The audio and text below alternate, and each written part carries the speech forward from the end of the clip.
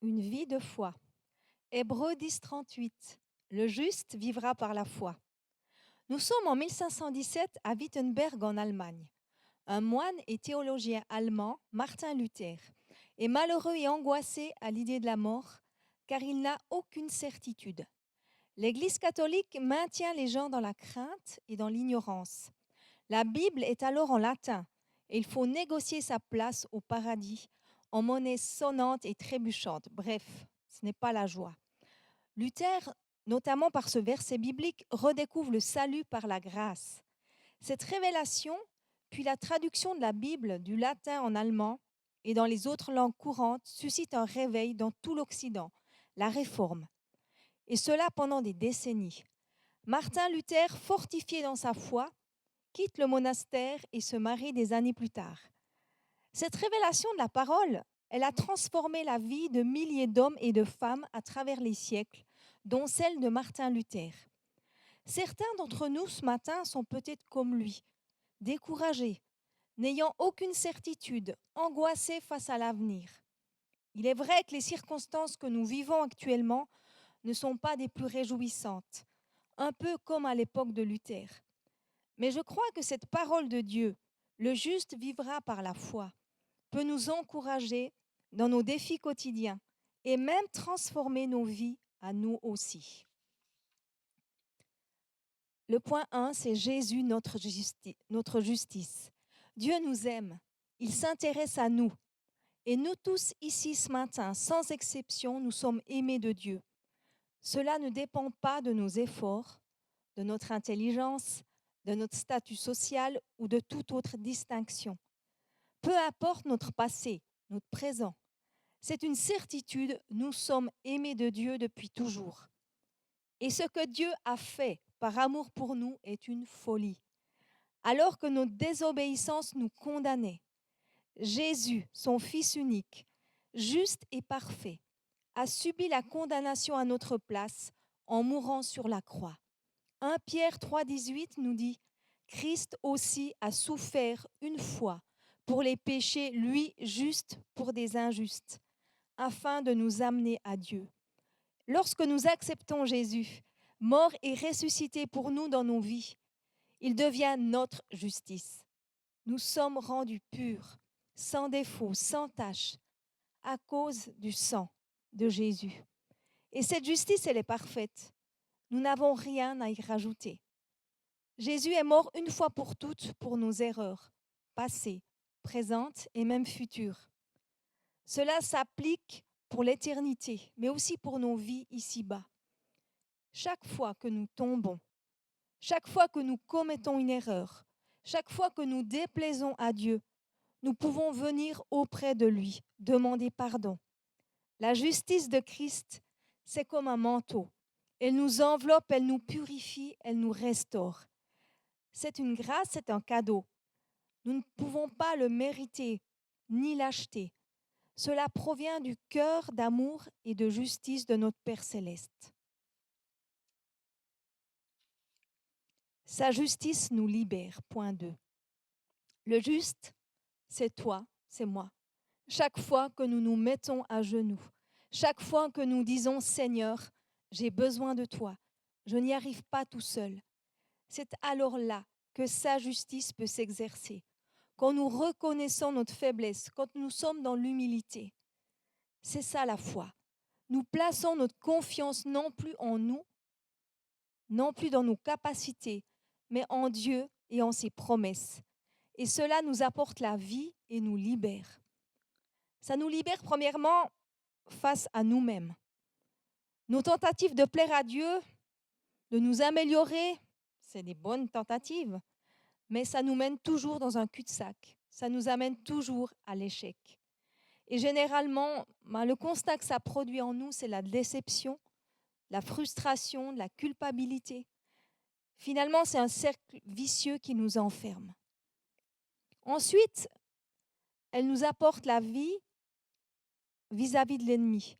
L'accusateur ne manque jamais une seule occasion de nous rappeler nos fautes, nos échecs, nos faiblesses.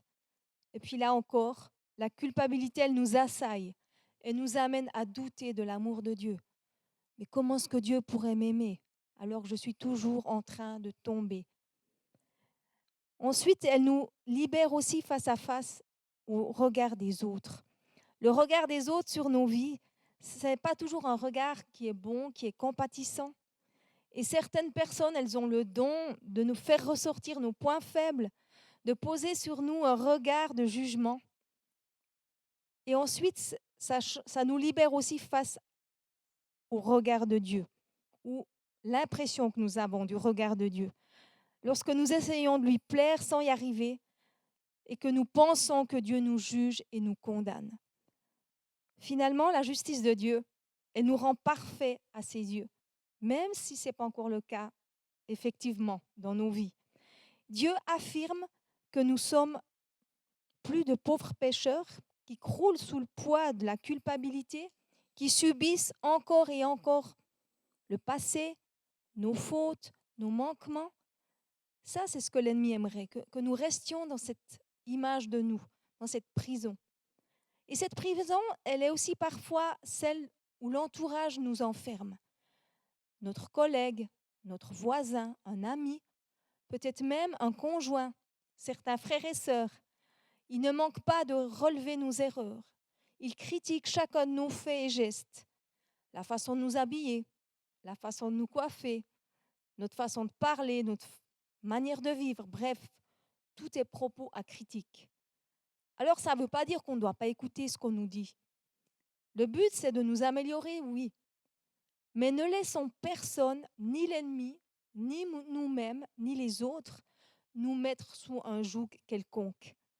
Lorsque nous savons qui nous sommes en Christ, nous sommes libres. Libres du regard des autres, libres du regard de l'ennemi et libres de notre propre regard. Et finalement, le seul regard qui compte, c'est celui de Dieu sur nos vies. Notre identité et qui nous sommes vient de ce que Dieu dit de nous. Nous sommes assis avec lui dans les lieux célestes. Il a déjà gagné. Imaginez-vous, on s'imagine qu'on est assis dans les lieux célestes, quelque part dans le ciel. Et quand on est comme ça haut, forcément notre regard change. Notre regard sur les choses change. Notre regard sur nos circonstances change. Notre regard même sur nous-mêmes change. Nous ne voyons plus les choses de la même manière. Nos fardeaux, nos soucis, tout ce qui nous tracasse, tout ce qui nous chagrine, nous pouvons les lui amener. Matthieu 11, 29 nous dit « Prenez mon joug sur vous et recevez mes instructions, car je suis doux et humble de cœur, et vous trouverez du repos pour vos âmes. » Et c'est mon point 3, une vie de foi. Nos craintes, nos angoisses, nos incertitudes, elles sont là. Dieu n'a pas dit qu'il n'y en aurait plus. Mais nous pouvons les amener à Dieu, dans le cœur à cœur, dans les moments de rencontre avec lui. Et c'est là que nous expérimentons en fait la liberté glorieuse des enfants de Dieu. Et Dieu peut tout entendre. N'ayons pas peur de lui donner tout ce qui nous pèse.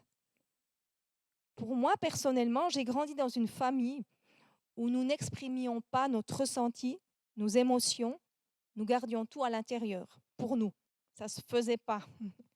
Mais avec Dieu, j'ai appris à mettre des mots sur ce qui se passait dans mon cœur, sur ce qui se passait en moi. J'ai appris à déverser mon cœur devant lui, à lui faire confiance. Et je sais que mon Dieu ne me jugera jamais parce qu'il m'aime. C'est pareil pour chacun de nous. Lorsque nous sommes dans sa présence, dans le calme et la confiance, c'est là qu'est notre force. Nous pouvons traverser des choses difficiles, la maladie, un deuil, une séparation, le départ d'un enfant qui quitte la maison, Bref, nous avons tous des combats dans nos vies. Mais même dans ces choses difficiles, nous pouvons expérimenter la paix de Dieu. Lorsque nous mettons notre confiance, notre foi en lui, ce n'est plus nous qui portons, mais c'est lui. Parfois, nous sommes dans la tempête. Notre barque, notre vie, elle est agitée dans tous les sens. Et on a l'impression que tout va s'écrouler autour de nous. Alors nous nous démenons. Nous essayons de trouver des solutions. Nous dormons mal. Ça tourne dans notre tête. Ça cogite. Et tout à coup, c'est comme le stress, la panique qui monte en nous. Et nous commençons à avoir peur. Et tout à coup, là, dans cette tempête, il y a comme une voix qui parle à notre cœur. C'est celle du Saint-Esprit qui nous dit, et si tu venais à lui? Et si tu lui demandais son aide? Personnellement, ça m'arrivait souvent de me démener, de m'agiter dans tous les sens et puis d'oublier en fait que Jésus, il est avec moi dans la barque. Et lorsque le Saint-Esprit me dit, mais oh, je suis là, en fait, je ne peux que me tourner vers lui et puis lui demander pardon d'avoir essayé sans lui, d'avoir oublié que je pouvais me tourner vers lui. Plus nous prenons du temps avec lui, et plus notre confiance et notre foi sont fortifiées. Nous apprenons à le connaître, nous apprenons à l'aimer, et nous apprenons aussi quels sont ses projets pour nos vies. Nous nous découvrons nous-mêmes. Dans sa présence, nos cœurs sont restaurés, nous sommes relevés. Dieu dépose toujours plus sa paix et sa vie en nous. Et ce n'est pas quelque chose qui se fait d'un coup de baguette magique, ce n'est pas quelque chose qui se fait une fois pour toutes, mais en fait, c'est comme une vague. C'est quelque chose qui n'arrête jamais. C'est quelque chose qui est toujours en progression dans nos vies. Et cette vie, c'est comme une source en nous. Elle ne tarit jamais, elle ne s'affaiblit jamais parce que ça vient de notre Père. Le point 4, c'est nourrir sa foi. La foi, bien qu'elle soit un fruit de l'esprit, elle doit être nourrie et protégée dans nos vies. Autrement, elle s'affaiblit. Matthieu 4,4 nous dit que il est écrit, l'homme ne vivra pas de pain seulement, mais de toute parole qui sort de la bouche de Dieu. Tout parent sait que pour bien grandir, son enfant a besoin de vitamines, de sels minéraux, d'aliments sains et équilibrés. C'est la même chose pour notre foi, pour cette confiance en Dieu. Pour bien grandir, elle a besoin d'une bonne nourriture saine, équilibrée. Et comme nous l'avons vu, ça vient de la parole de Dieu. Ça vient de nos temps avec lui, nos temps de cœur à cœur. Et c'est là, dans sa présence, que nous construisons notre foi. Soyons équilibrés. Ne mettons pas notre foi au régime, en mangeant une fois de temps en temps, mais mangeons souvent, régulièrement. Et puis attention à la nourriture fast-food, proposée par les réseaux sociaux, les sites internet, et puis toutes les autres dérivés de ce genre. Alors la nourriture fast-food, c'est bon de temps en temps. Mais sur le long terme, ça peut être un danger pour notre santé spirituelle, comme pour notre santé. Elle est vite mangée, elle est pratique, mais elle n'apporte pas les éléments nutritionnels dont nous avons besoin, dont notre foi a besoin. Ces vitamines, ces sels minéraux, que sont la parole de Dieu et la présence de Dieu. Et puis, nous devons aussi veiller à ne pas avoir les yeux plus gros que le ventre, éviter les indigestions. Ça veut dire que nous ne devons pas manger trop vite, mais adapter la nourriture à ce que nous pouvons digérer. Et pour la foi, c'est pareil. Chacun a son propre rythme de progression dans la foi. Ce n'est pas parce qu'une telle personne lit la Bible, prie, jeûne pendant des jours et des jours, ou des heures et des heures, que nous devons faire la même chose. Alors c'est bien, mais c'est à chacun de trouver son rythme. Nous n'avons pas tous le même niveau de foi. Nous progressons tous de manière différente en fonction de notre personne, en fonction de notre vécu, de nos réalités. Évitons de nous comparer les uns aux autres, mais encourageons-nous les uns les autres. Voir différemment, c'est mon point 5. La foi et la justice de Dieu produisent un changement, une transformation dans nos pensées, dans notre esprit, dans notre cœur. Nous ne fixons plus notre regard sur nous, sur nos incapacités, nos faiblesses, notre humanité finalement, mais sur Dieu, sur sa grâce, sur son amour, sa perfection. Et ce regard-là, c'est celui de la foi. Il change tout. Nous quittons quelque part le joug de l'humanité et nous prenons le joug de Jésus, ce joug céleste qui est doux et léger. Ce n'est plus nous, mais c'est lui. C'est toute notre vie qui est impactée, notre façon de vivre, en somme. Dans nos faiblesses, dans nos détresses, nous savons vers qui aller et vers qui nous décharger. La foi, la confiance en Dieu, elle ouvre la porte aux possibilités de Dieu. C'est une clé qui ouvre le coffre-fort de Dieu, celui des promesses. La joie, la paix, par exemple, sont notre possession, notre héritage. Nous pouvons nous les approprier, le vivre, peu importe nos circonstances. 1 Jean 5,4 nous dit « Parce que tout ce qui est né de Dieu triomphe du monde. Et la victoire qui triomphe du monde, c'est notre foi. »